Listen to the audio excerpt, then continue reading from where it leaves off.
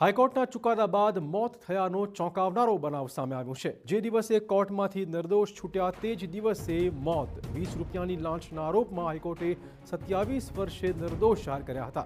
નિર્દોષ છોડેલા તત્કાલીન પોલીસ કર્મચારીનું અવસાન થઈ ગયું। ગઈકાલે જ કોર્ટે ચુકાદો આપ્યો હતો અને રાત્રે અવસાન થઈ ગયું। 1997ના વર્ષમાં એસીબીએ કરેલી કાર્યવાહી બાદ હાઈકોર્ટે આપ્યો હતો ચુકાદો। 20 રૂપિયાની લાંચ લેવાનો પોલીસ કોન્સ્ટેબલ પર લાગ્યો હતો આરોપ। વેજલપુર પાસેના વિશાલ જંકશન પાસે એસીબીએ છટકું ગોઠવીને રેડ પાડી હતી। વર્ષ 2004 અમદાવાદ ડિસ્ટ્રિક્ટ કોર્ટે દોષિત કરાર આપીને 3 વર્ષની સજા ફટકારી હતી। ડિસ્ટ્રિક્ટ કોર્ટના હુકમને તત્કાલીન પોલીસ કર્મચારીએ હાઈકોર્ટમાં પણ પડકાર ફેંક્યો હતો। ગુજરાત હાઈકોર્ટે 22 વર્ષ બાદ ચુકાદો આપી પોલીસ કર્મચારીને નિર્દોષ જાહેર કર્યા હતા। હાઈકોર્ટે આપેલા ચુકાદા બાદ તત્કાલીન પોલીસ કર્મચારી ખૂબ જ ખુશ થઈ ગયા હતા। ચુકાદો આવ્યા બાદ એડવોકેટની ઓફિસ પહોંચ્યા હતા અને સમગ્ર મામલે વાતચીત પણ તેમણે કરી હતી। ગઈકાલે સાંજે જ નિવૃત્ત પોલીસે કહ્યું હતું કે જીવનનો કલંક દૂર થયો અને હવે ભગવાન લઈ લે તો સારું। ઘરે પહોંચતાની સાથે જ તેમનું કુદરતી મૃત્યુ થયું। વધુ વાત કરવા જોડાશે અમારા સંવાદદાતા રોનક। રોનક, કયા પ્રકારની આખી ઘટના? જી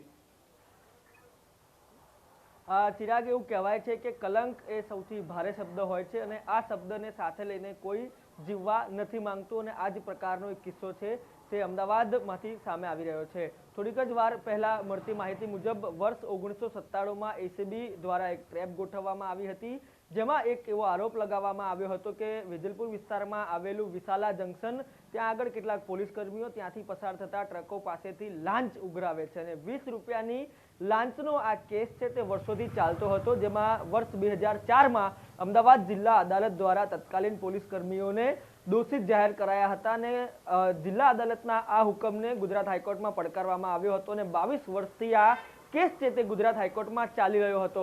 આ તમામ બાબતો વચ્ચે ગઈકાલે ગુજરાત હાઈકોર્ટ દ્વારા આ જ તત્કાલીન પોલીસ કર્મીઓને નિર્દોષ મુક્ત કરી દેવામાં આવ્યા હતા। કોઈ પણ પ્રકારનો આરોપ છે તેમાંથી મુક્ત કરી દેવામાં આવ્યા હતા। ત્યારબાદ જે એડવોકેટ છે, જે પોલીસ કર્મી વતી કેસ લડી રહ્યા હતા, તેમના દ્વારા એ જે પોલીસ કર્મીઓ છે તત્કાલીન તેમને તેમની ઓફિસમાં બોલાવવામાં આવ્યા હતા અને આ ચુકાદાની જાણ કરવામાં આવી હતી। ચુકાદાની જાણ કર્યા બાદ પોલીસ કર્મી છે, જે પ્રકારે સીસીટીવી પણ સામે આવ્યા છે ગઈકાલના, કે તેઓ ખૂબ ખુશ હતા અને તેઓની જે વકીલ સાથે પણ મારી વાત થઈ તે મુજબ તેમણે કીધું કે એ કાકા છે જે કહી રહ્યા હતા કે હવે જીવનનો કલંક દૂર થયો છે, હવે ભગવાન લઈ લે તો સારું, અને ક્યાંક ને ક્યાંક એવું જ થયું હોય તે પ્રકારની ઘટના સામે આવી છે।